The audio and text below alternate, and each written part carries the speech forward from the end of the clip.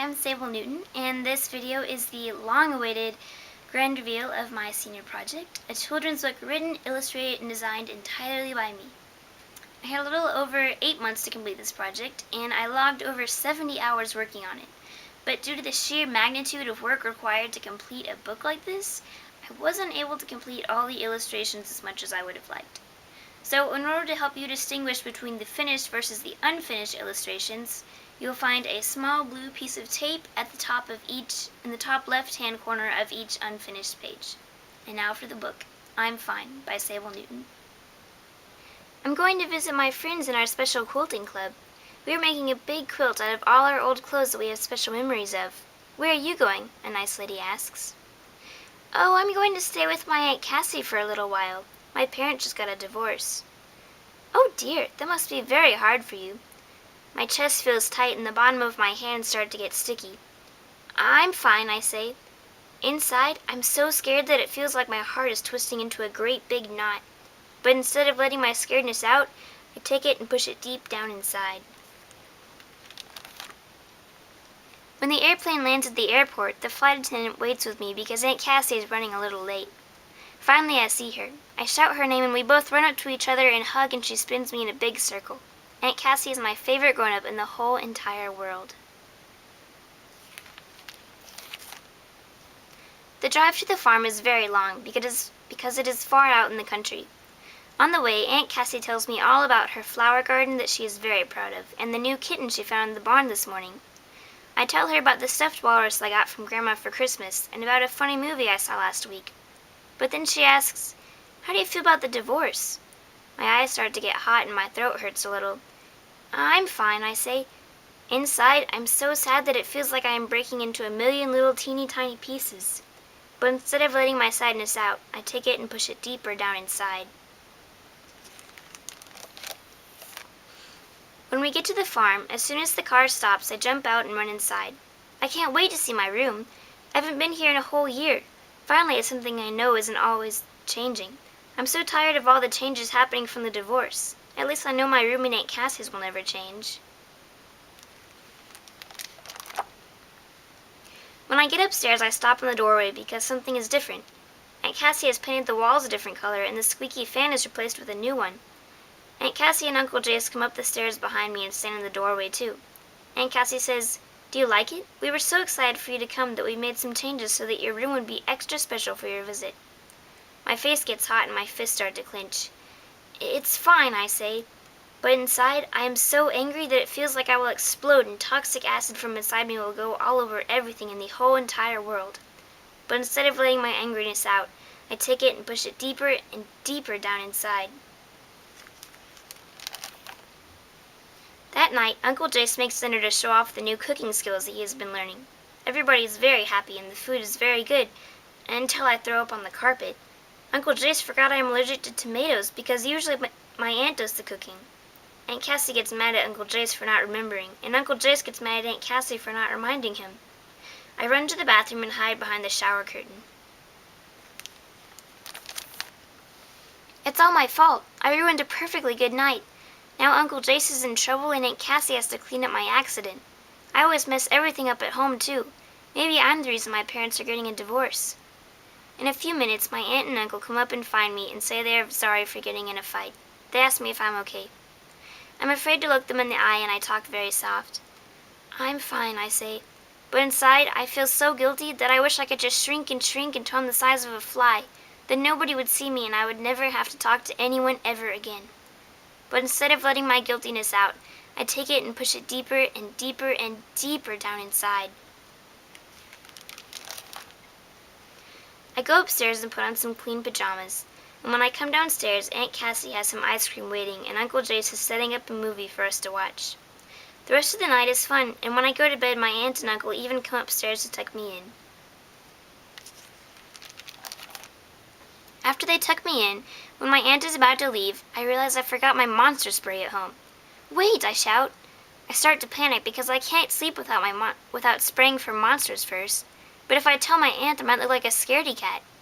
I can't believe I forgot to bring something again. I'm always leaving stuff with my mom when I need it with my dad, and I'm always leaving stuff with my dad that I need it with my mom. Aunt Cassie says, Is something wrong?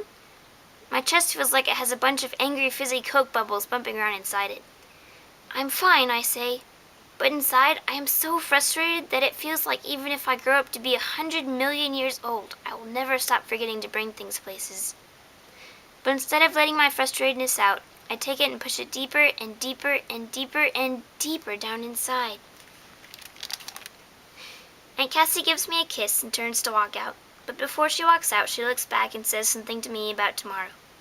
I don't hear her, though, because I'm thinking about how in the world I'm going to fall asleep without spraying the monsters out from under the bed. I should have listened, though, because it was important. In the morning, when I wake up, there's nobody in the house. I try to stay calm, though, because maybe they're just sleeping. I run down the stairs and check in their room, then the kitchen, the laundry room, the coat closet. I can't find my aunt and uncle anywhere. What if they don't come back? What if they're gone for good? What if they leave me here forever and I get all old and wrinkly and turn into a raisin? The house is so big and quiet without them. When I think about being here alone forever, I start to feel very lonely. I say it out loud to the empty house. I'm fine, but I know I'm not. I say it again, louder this time. I'm fine. It echoes down the hallways and through the empty rooms. I squeak it out one more time. I'm fine? But there's no more room inside to push down all the loneliness on top of everything else. One big, hot, salty teardrop slips out of my eye and slowly curves around the side of my nose, finally falling off the edge of my chin and onto my toe. I sit down on the floor and begin to cry. All of a sudden, I hear the screen door squeak and my aunt comes in. Are you okay? What's wrong? Didn't you get my note on your dresser? Uncle Jason and I have been doing yard work outside all morning. But she's too late, and now that I have started crying, I don't know how to stop. Oh dear, she says, and she sits down on the floor and beside me and pulls me into her lap. She wraps me up in a big hug and waits very quietly for me to talk. She knows that if you wait long enough and listen silent enough, people will eventually start to talk. And I do. I sniff and take a big breath, and all the words come tumbling out. I couldn't find you. When I woke up, I looked everywhere, but you weren't here. I told you I was fine when all those things happened yesterday, but I wasn't. I was so scared. It felt like when Dad left last month and no one knew where he went.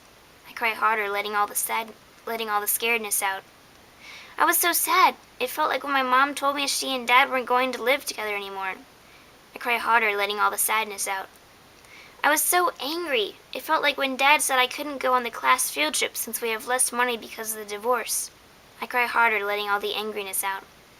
I felt so guilty.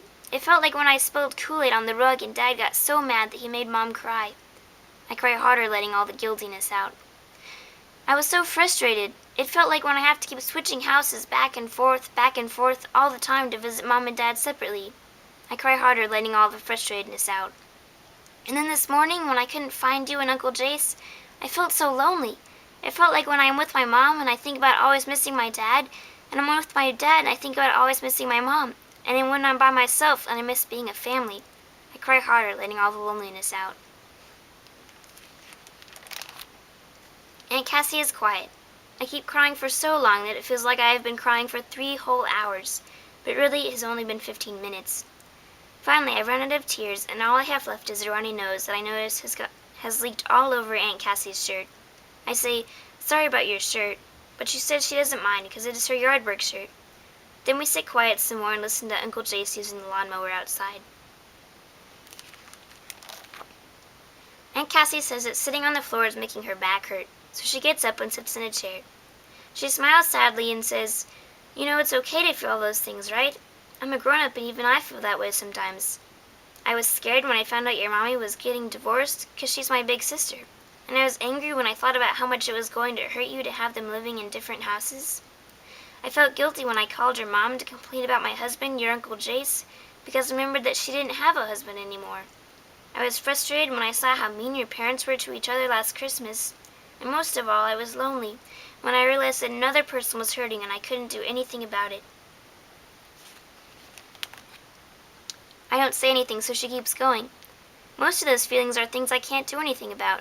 I can't make them go away, but I can do lots of things to make myself feel better. There are lots of things I can do. Sometimes I listen to peaceful music, or I take a warm, yummy-smelling bath.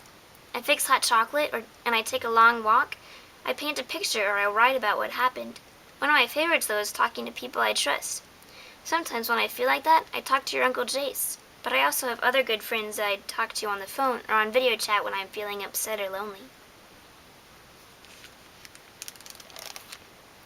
But the most important thing is you can't pretend the feelings don't exist or that they're not there at all. It's important not to keep all those feelings trapped inside. When you push more and more angry or hurt or sad feelings down inside, they just build up and get worse and worse. It's like when you leave milk in the fridge for too long and it turns all sour and gross. One day all the stuff that has been squished down inside could come spewing out in someone else that you love, and then they would be hurt too. We finished talking, and eventually I went to get dressed while Aunt Cassie made me some breakfast. After breakfast, we both went back outside to help Uncle Jace with yard work until lunch. It was fun, and we even got to have a water war after we were done. After lunch, I'm loading the dishwasher when Aunt Cassie comes in holding a big box and looking very sad. "What's wrong?" I ask. "I went up to the attic to find something, and instead I found this box of clothes which are all ruined from mildew.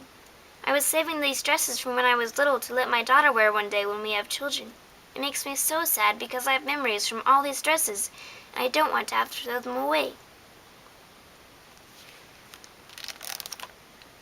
At first it scares me to see her so sad, but all of a sudden I think of a brilliant idea. "You don't have to throw them away. We can make a quilt. I talked to a lady on the airplane that makes quilts out of her old clothes, and you could do that too." Her face lights up and she says, "Oh, that's a wonderful idea." We start on the quilt right away, and we work on it every day for the rest of my visit. The day before I have to leave, we work extra long past my bedtime so that we can finish it before I go. It is the most beautiful, finally, very, very late at night, we finish. It is the most beautiful thing I have ever seen. In the morning, Aunt Cassie and I are very tired, but we are proud of what we have made. I spend a few minutes looking at the quilt before it is time to leave, and I realize something. If Aunt Cassie hadn't told anybody about the box, but had just hidden it away in the attic, just like when I didn't tell anybody when I was sad, but just hid it inside, then I wouldn't have found out about the ruined clothes. And if I hadn't have found out about the ruined clothes, then I wouldn't have been able to give her my quilt idea. And if I hadn't have given her my quilt idea, then Aunt Cassie would have eventually had to throw away all her lovely dresses. And if she had to throw away all of her lovely dresses, then she would have been very, very sad for a long time. Because Aunt Cassie chose not to keep her sadness a secret, we were able to make something beautiful out of something painful. Maybe change isn't bad after all. So where are you headed off to today? I'm going home. My parents just got divorced, and it makes me sad and scared and all sorts of things inside. But I know it's okay now, because I know it's not wrong to feel that way. And who knows? Maybe if I learn to talk about the things that bother me, then the people who love me can make changes so things will start getting better. I look out the window and see all the passing farms and fields far down below full of people who are hurting just like me, and it reminds me of Aunt Cassie's quilt. I scrunch down in my seat and get comfortable for the long journey ahead. As the airplane gently rocks me to sleep, all I can think is, I want to be just like Aunt Cassie when I grow up. The end. Well, that's all. I hope you enjoy viewing my senior project final product as much as I enjoyed working on it.